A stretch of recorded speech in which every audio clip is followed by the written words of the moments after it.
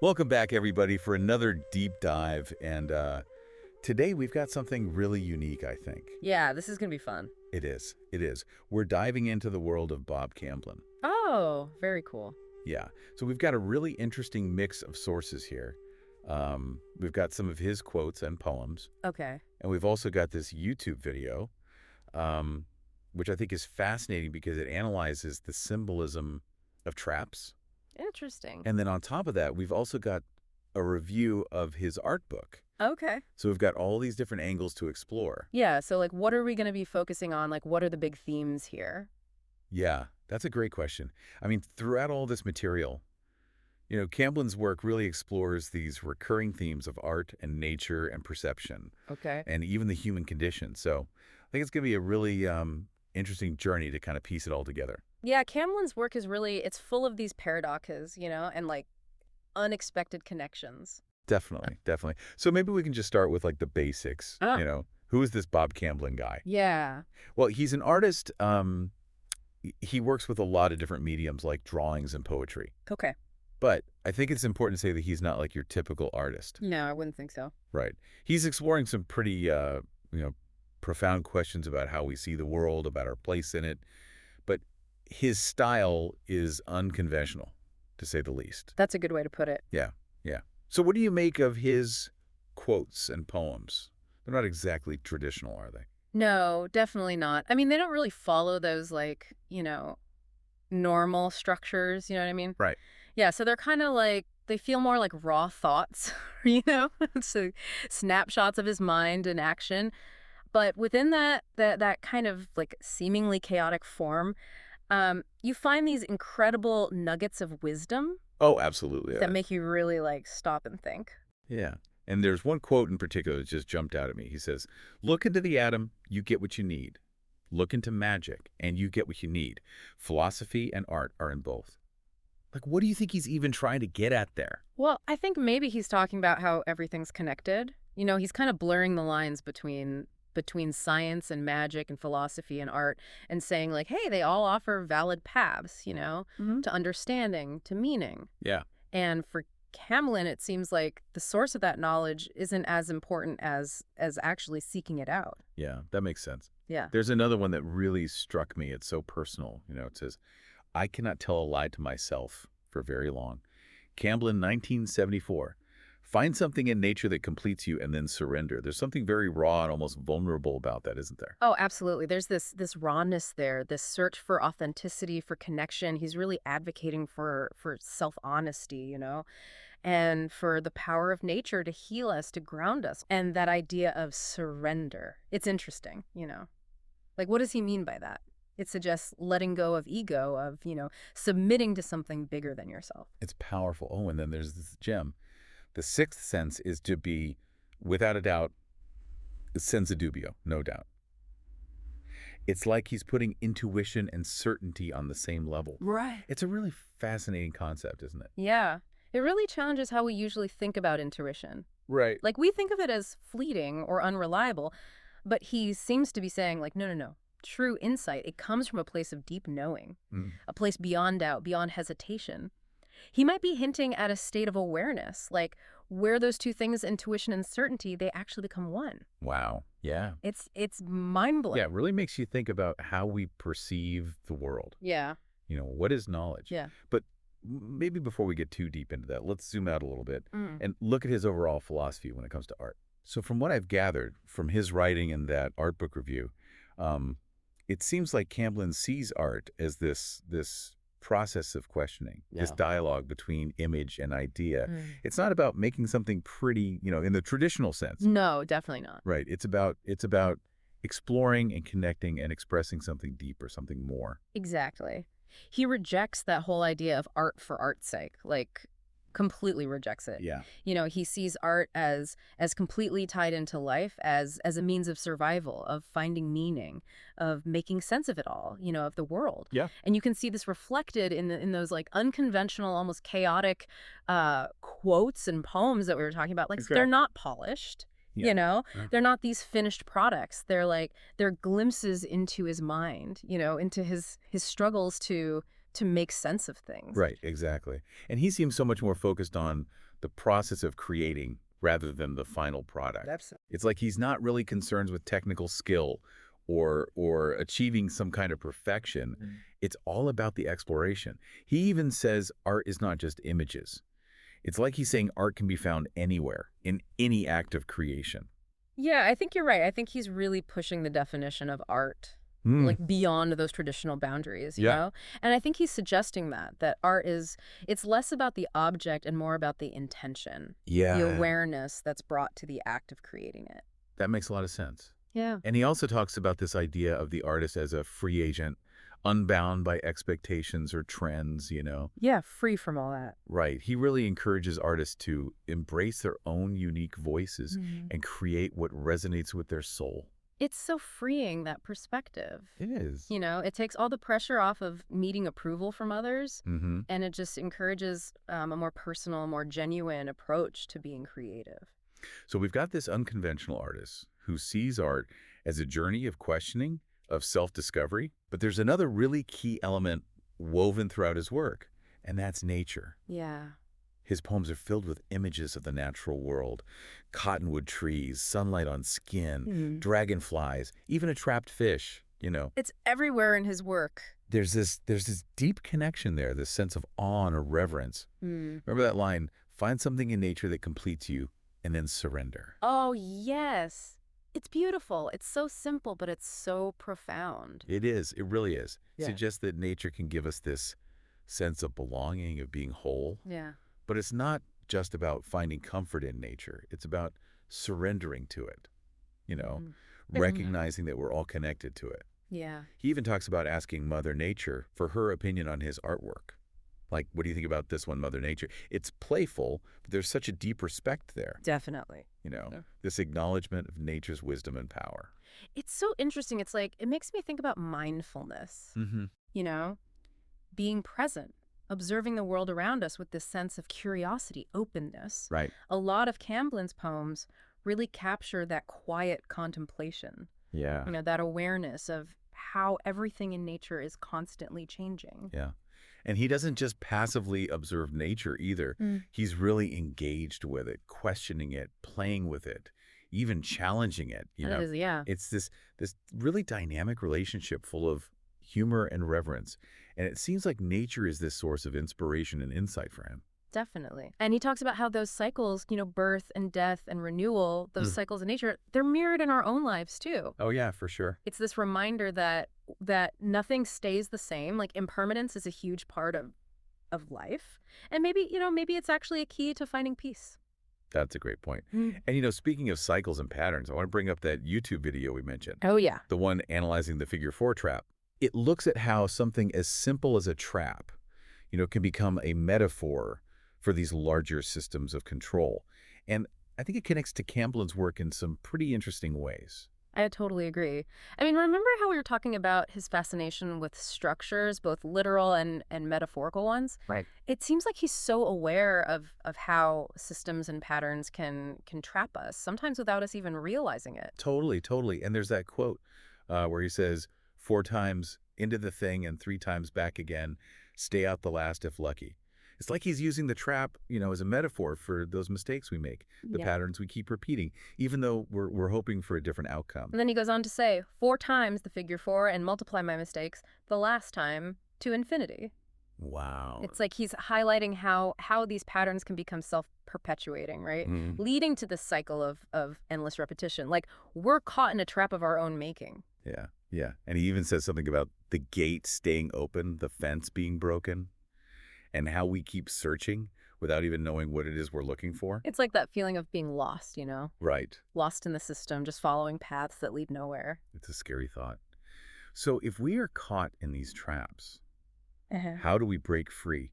I mean, Camblin seems to be saying that recognizing them is the first step. He wants us to question those structures and systems that shape our lives, Yeah. to see if they're actually serving us or if they're just holding us back. That makes me think about those systems we take for granted, Societal expectations, cultural norms, even our own deeply held beliefs. Yeah. What if we challenged those? Yeah. What possibilities could open up if we stepped outside those structures, those boxes that we've put ourselves in? It's a really good question. something for all of us to think about. But, shifting gears a bit, there's this recurring theme of magic in Camblin's work. And I don't mean, pulling rabbits out of hats or anything like Yeah, that. no. It's more about a way of seeing, a way of being in the world that's open to the extraordinary. Okay. Yeah, I see what you mean. And there's this one part where he talks about magic seeing versus intellectual seeing. He Mm-hmm. says, magic seeing leads to understanding and also to art. This art is more as it is tied to the endless part of life. Mm-hmm. The other is tied to culture. What do you make of that? It's like he's advocating for this kind of knowing that goes beyond logic and reason, you know? It's this way of experiencing the world that's more intuitive, more connected to something primal, something universal. Yeah, it's like there's this deeper level of understanding that we can tap into if we just move beyond those limitations of our intellect and tap into something more intuitive, something that resonates with, as he calls it, the endless part of life. It is fascinating. It is. And then he talks about the path of least resistance, Yeah. and he's comparing humans to hawks that are just effortlessly riding air currents or snakes with their patience of less movement. Mm-hmm. It's clear that he's really drawn to this idea of effortless flow, of aligning ourselves with these natural rhythms of the universe. Yeah, but he acknowledges that this is a lot more complex for humans, right? We have so many layers of conditioning, Yeah. internal narratives, societal expectations, all these things that pull us away from our natural inclinations. So the question then becomes, how do we find that path of least resistance? Right.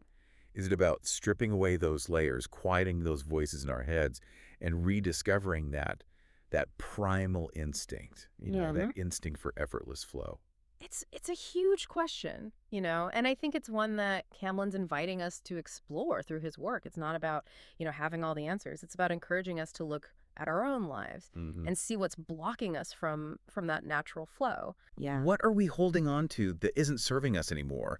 What beliefs are holding us back from really living up to our full potential? It's a journey. It's a journey of self-discovery, Yeah. of peeling back those layers to find our true selves. And it might not always be easy, but it can be so freeing. It can be. Yeah. And this journey, it leads us to Camblin's exploration of the human condition, Right. which is a theme it's woven throughout all of his work. He's not afraid to dive into the complexities, the contradictions of being human. He goes into the darkness, the doubts, the search for meaning in a world that often feels meaningless. Yeah, like in that image of the phoenix trapped in a salty shell, Yeah. unable to burn itself and be reborn. He says, when each time comes, when it is said, and the meaning revealed, we find it as an empty rib cage full of sand. We were not deceived. The living was the meaning. There's so much there. There is. It's Yeah. powerful. It's this feeling of being trapped, of searching for meaning in a world that often feels empty. But there's also this glimmer of hope, right? This recognition that the meaning isn't in the destination. It's in the journey. It's in the living. Yeah. And he can even find humor in our human flaws, the way we overthink things, complicate things. He compares us to two bits of a hologram, arguing about which is the biggest, instead of cooperating and looking at the picture with more detail. It's brilliant. It is. It's so true. It's like we get caught up in our own little world, our own limited perspective, and we miss the bigger picture completely. We do. And he points out how we can get lost in our heads, lost in intellectual pursuits, and lose sight of those simple truths. He says we lose our magic in understanding everything instead of knowing. Yeah. It's like a reminder that true understanding, it goes beyond the intellectual. Yeah. It's about feeling, it's about experiencing, it's about trusting our intuition. So Camblin's observations, they're insightful, but they're also kind of unsettling. He's forcing us to confront our own limitations, our tendency to get caught up in the small stuff and miss what really matters. He is. But there's a sense of compassion there too. Yeah. This recognition that we're all in this together. Like we're all just kind of stumbling through this crazy, beautiful thing called life. He's not judging us. He's not offering solutions. He's just holding up a mirror, inviting us to see ourselves more clearly with all our flaws, all our imperfections. Yeah, he really does. And it's interesting, right? Because he talks about how dangerous it is to get too caught up in our own heads. Remember that point from the YouTube video about the greatest trick of the machine, how the system wins when it convinces you that you have no choice? Oh, yeah, that was a really good point. And I think it ties in perfectly with Camblin's work. because he's constantly pushing back against those forces that try to control us, to limit our choices, Yeah. whether it's like, external systems or even like our own internal narratives, those stories we tell ourselves. Absolutely. He's reminding us that we always have a choice. Yeah. Always. Even when we feel trapped, we can choose how we respond, how we engage, Yeah. how we create our own reality. It's about reclaiming our power. Our power to think for ourselves, to to make our own path. And that brings us right back to art, doesn't it? Yeah, it does.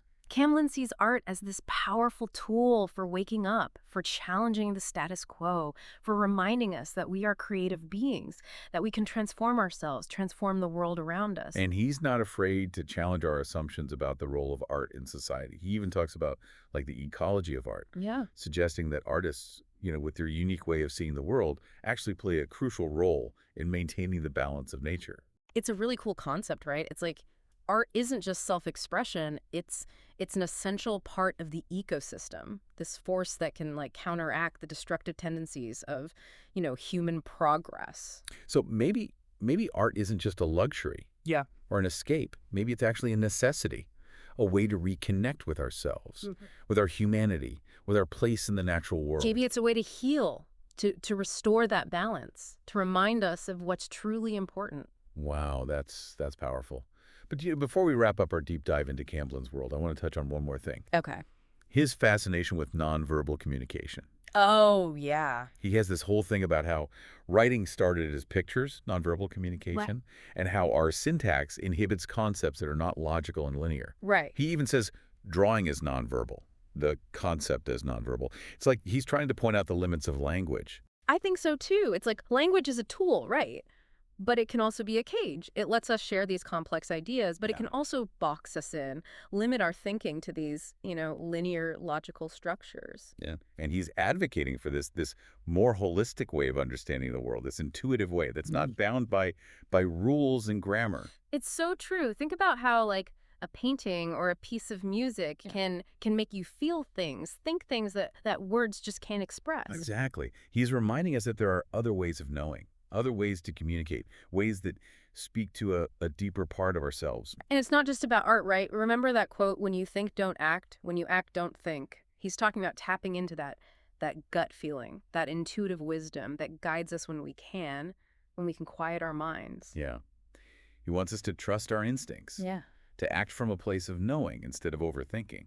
And it's in those moments of nonverbal awareness, when we're really present, really engaged, that the magic happens. He talks about how inspiration, solutions, they just seem to appear when we can get out of our own way. It's about surrendering to the process. Yeah. Letting go of control. Yeah, exactly. Letting something bigger come through. And this connects back to his ideas about the creative process in general. He talks about this naive approach to art, free from the constraints of history, critics, what he calls a very affluent but weird culture. He's like rebelling against all of that, against the over-intellectualization of art, the commodification of art. It's a call for authenticity, like going back to that raw, unfiltered creative impulse, that thing we lose sight of as we get older, more conditioned by, what we should be doing, what we should be creating. He doesn't hold back either. Yeah.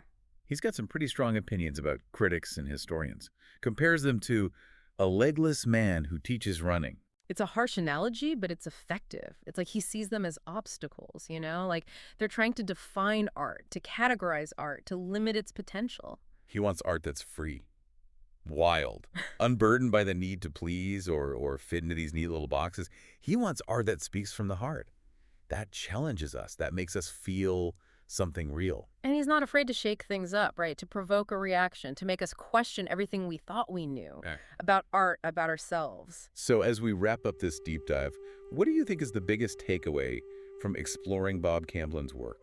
I think it's the reminder that there's always more to discover within ourselves, in the world around us. Camblin wants us to question everything, to embrace the unknown, to trust our intuition. He shows us that art can be a powerful way to find ourselves, to connect with something bigger than ourselves, to make meaning in a world that often feels meaningless. That's beautifully put. It's been an incredible journey exploring the mind of this truly unique artist. His work is challenging, it's thought-provoking, and ultimately it's deeply inspiring. He definitely gives us a lot to think about. He does. So to our listeners, we encourage you to check out Bob Camblin's work.